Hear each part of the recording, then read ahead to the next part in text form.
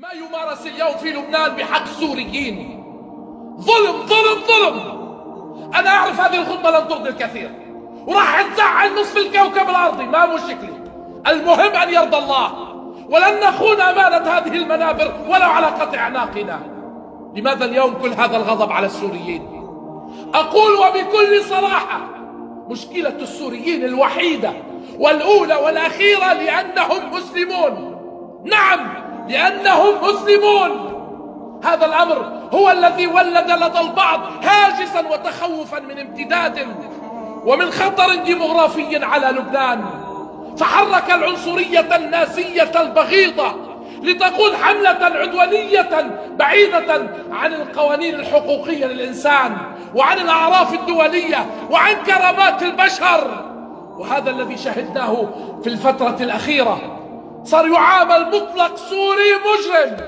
يعني ما شاء الله، كان لبنان سويسرا بعمرانه وازدهاره وإجا السوري خربه.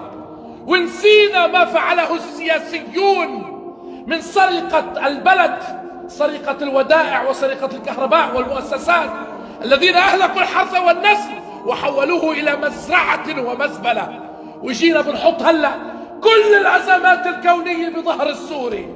أنا لا أقول السوري ولي وما بيغلط، وأنا مع ترتيب أوراقه وأموره، واليوم أبلع بكرة، ولكن ليس بهذا الشكل.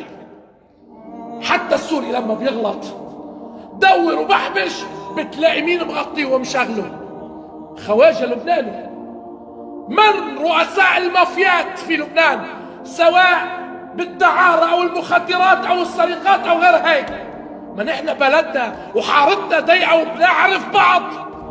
حاج كل ما صار أمر السوري شو ساوى السوري؟ السوري 12 سنة وانتوا عم بتبصوا دمه عبر مساعدات الأمم المتحدة وغير الأمم المتحدة. كم وظف من شبابنا العاطل عن العمل؟ هلا بطلتوا تستفادوا من السوري، بطل بيسوى السوري.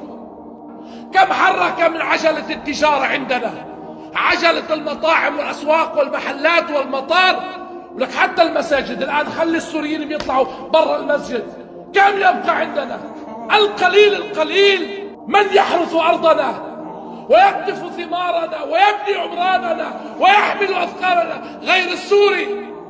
لسه أجار الشاب $2 وأجار البنت $1. وين في هيك أجار بالعالم؟ بعدين ليش نضحك على بعض؟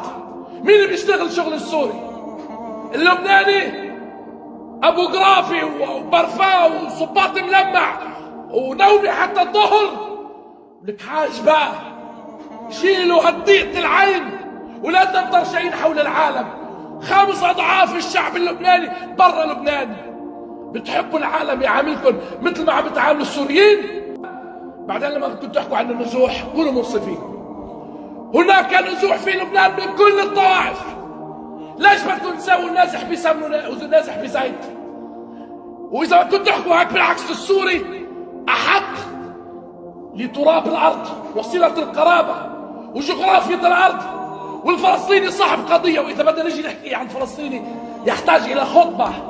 ما في حدا ظلم بهالأرض قد الفلسطيني، في حين النازح اللي غيره تملك وتوطن وتعامل أحسن، وحتى صار بيحكمنا كمان، وحتى صار بيطلب بخروج السوري للأسف. وبرجع وبقول عم يتحاربوا لأنهم من المسلمين، ونحن نعلم كم انفقت من نفقات عالية وكم أسست من مراكز في عقر دارنا ومن حول مخيماتهم لتبديل دينهم. بدل دينك وكل أمورك بتنحل وما في مشكلة. منعهم شايفين كل شيء. كلمة أخيرة، نحن لا نريد الفتنة. وأقول أبو سفيان يوم فتح مكة قال: من دخل دار أبي سفيان فهو آمن.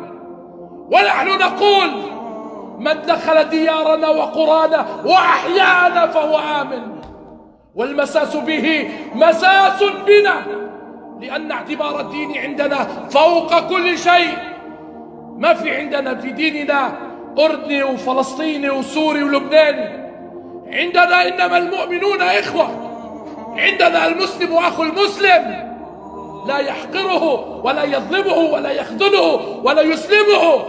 عندنا عندنا المسلم من سلم المسلمون من لسانه ويده، واللي عنده غير هيك واللي بيفكر بغير هيك عنده خلل في عقيدته.